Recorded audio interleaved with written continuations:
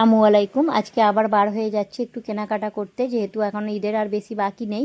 চলে এসেছি আতিফকে নিয়ে মার্কেটে, আমি আর আতিফ মিলে। প্রথমে একটু জিন্স দেখছিলাম, তারপরে এই যে টি শার্ট শার্ট এইগুলোকেও দেখলাম, দেখে কিছু কেনাকাটা করে নিয়েছি। এই যে আতিফের হাতে প্যাকেট দেখতে পাচ্ছ, ওর জন্য কেনাকাটা করে নিয়েছি। তারপর বোরখার দোকানে এলাম, যেহেতু আমরা বোরখা লাভার, যে বোরখাটাই পরি।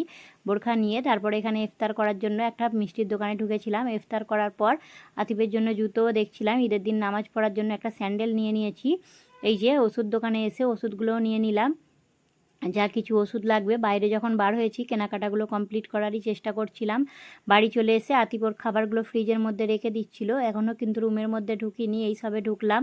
ঢুকেই আগে তোমাদের সঙ্গে ভিডিওটা শেয়ার করছি যা কিছু কিনেছি। এই যে দেখো মশলা যা কিছু লাগবে টুকটাক কেনাকাটা করে নিয়েছি। আর এই যে আতিপের জন্য একটা ব্ল্যাক কালার শার্ট নিয়েছি, ওর যেহেতু ব্ল্যাক কালারটাই খুব পছন্দ।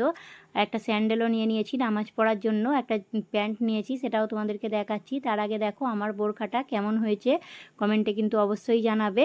এই যে বোরখাটা নিয়েছি, বোরখার সঙ্গে একটা ম্যাচিং করে ওড়নাও নিয়ে নিয়েছি, আর জিন্স নিয়েছি আতিফের। দেখা হবে নেক্সট ভিডিওতে, ততক্ষণ পর্যন্ত সবাই ভালো থাকবে, আমাদের জন্য দোয়া করবে।